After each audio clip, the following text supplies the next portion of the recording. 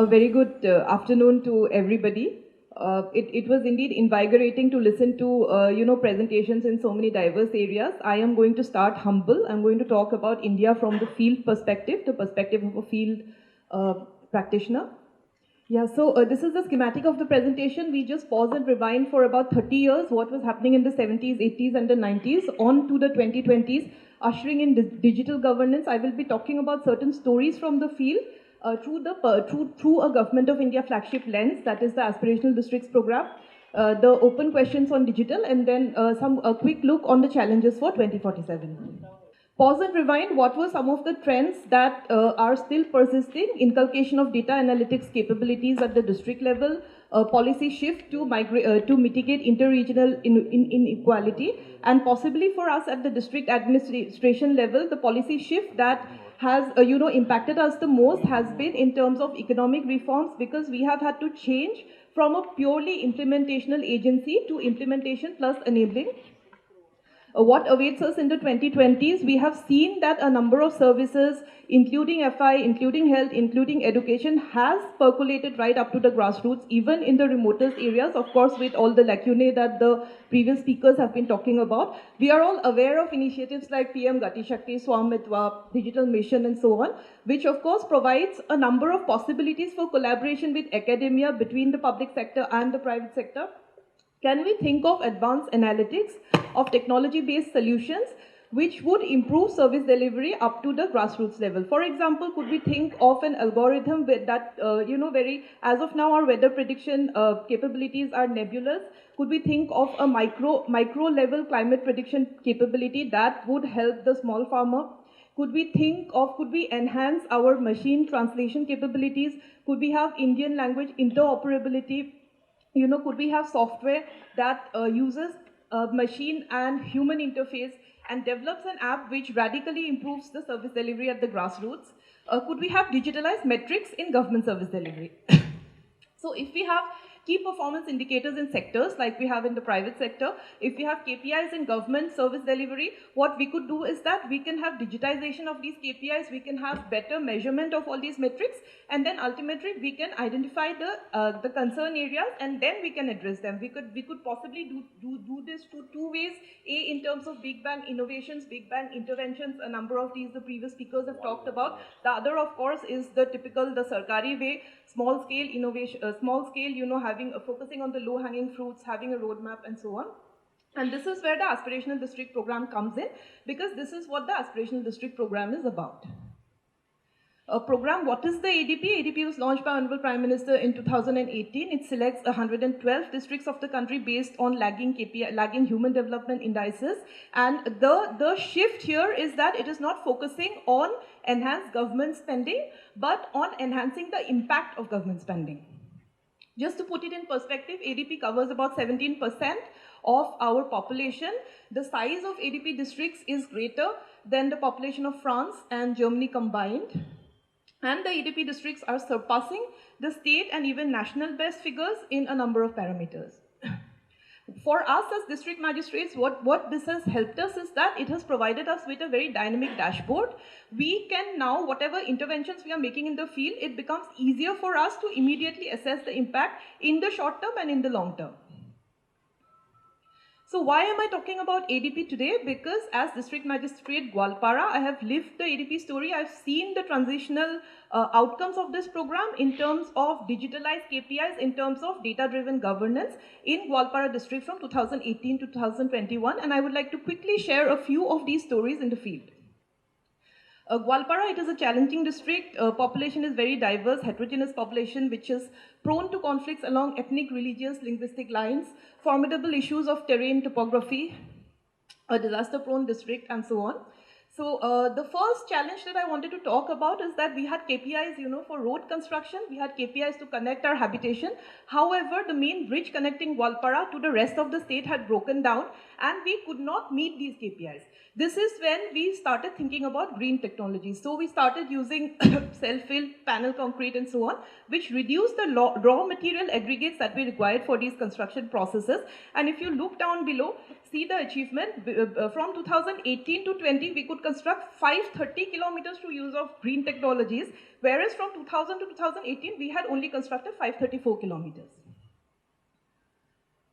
Poshan clubs, in terms of KPIs of the social sector, our performance was dismal. We had malnutrition, we had children dropping out of school. I think Mr. Andrew was just talking about school dropout. So how do we address this? We saw that there was a general community level apathy because most of the people were backward. 95% of the population comprises of tribal groups, backward groups, minorities. So we decided to use children as the key leaders and drivers for societal, attitudinal and behavioral changes. We launched Poshan clubs in all of the 1698 schools, and the outcomes were phenomenal. For example, when a child used to drop out of school, these children would go and visit the child and convince him to come back, as a result of which we could achieve a 100% transition rate. These clubs are a massive exercise of convergence. The Mission Vidya Shakti story, I would just like to share one metric that it had cost us, only unit cost was 432 rupees to educate one woman, and in this way we had educated 7,000 plus women. Model Anganwadis through crowdsourcing, which enhanced the enrollment and the attendance. Gwalmart for livelihood generation, a G2C portal developed in-house without any extra cost to the exchequer. I then move on to Kokrajhar because I had then moved on to Kokrajhar. Kokrajhar, you would be, a number of us may be knowing in terms of insurgency, you would have heard the name Kokrajhar. And this is also critical because this is the entry point to Assam from the Chicken Snake. So Kokrajhar was non-aspirational, and the moment I joined the district, I could see the difference between a district where data is digitalized, data is measured on a daily, monthly, quarterly basis, and a district where it is not. The sheer energy levels of an aspirational district were missing. However, we picked up some of the learnings from aspirational district. The Kokrajhar mushroom story talks about convergences. I can talk about this later. I don't have much time. Also about water. Professor Pradeep had talked about the water crisis. In Assam, there is an extra problem of water bodies getting encroached. So what we have done is that, I'll just talk about the first initiative. We started identifying water bodies. We have geotagged these water bodies, and we are linking these up to our revenue records. On the right is, this is a community showcasing through use of the Anganwadi centers, Nutri Gardens. COVID, I would just like to point out one point. A number of us would be aware, because I think a majority of techies are there in this group, that COVID has short-circuited our technology adoption rates, technology adaptation rates over decades. Having said whatever I have said before, I would also like to say that rural India today is not the India of the 70s or the 80s. It is not what you would see in a Hindi movie, an old Tamil movie, but rural India today has a significant proliferation of digital technologies, and these are some of the initiatives that we have been taking up in the recent past. What next? I would say that digital technologies at the district level have substantially been percolated. Can we think of blocks as the next frontier? Our Honorable Finance Minister, Government of India, has already launched the Aspirational Blocks program in lines with the Aspirational District program. And here, since we have representation from academia, from a very bright group of audience from the entrepreneurs and from the academia and very senior persons available here, what I would like to talk about is that it was in the government still we think of paper versus digital, but I think Professor Raina had talked about reporting-based systems vis-a-vis transactional systems. So can we shift from a reporting-based regime to a transactional regime? What this will do is that it would cut across the significant data entry burden on our frontline workers. If you look at an ASHA worker, if you look at an Anganwadi worker, whenever I used to interact with the field, I would see that, how do they get any work done? Because most of their time goes into making data entries. So can we think of, all of us, can we collaborate to develop data entry systems which are transactional? Could we think of computer vision algorithms for parsing handwritten ASHA worker records, in nutrition or mobile-based app monitoring growth? Could we think of a collaboration with the farmer producer organizations, with the women self-help groups, which enables us to unlock latent market potential of traditional ethnic Indian products and services? Could we develop open technology platforms for on-the-job learning, on-the-job training?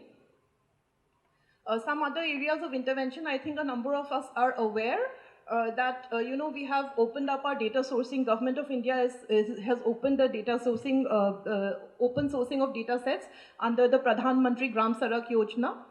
So could we use this data set, because this is an amazing data set. You could probably check it right away on Google on OMMAS.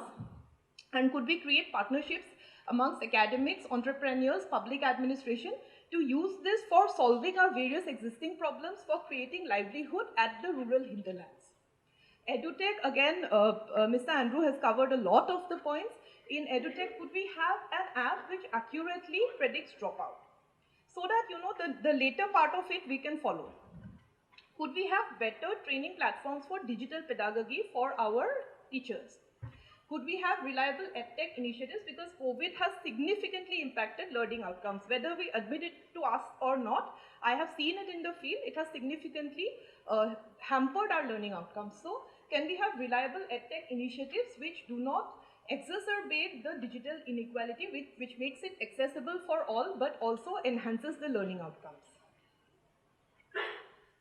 I end with this slide on, you can look at this slide. It's on weather change, and it's on, okay, so professor is coming on stage, I'll just wind up. It's on weather change. it's on weather change and on energy. So you may be wondering why the sudden change in the tenor of my narrative, from the field into something else. But practically why I have put this slide in is here to emphasize the importance of technology for local. Technology is very, very, very important for local governance, for local administration.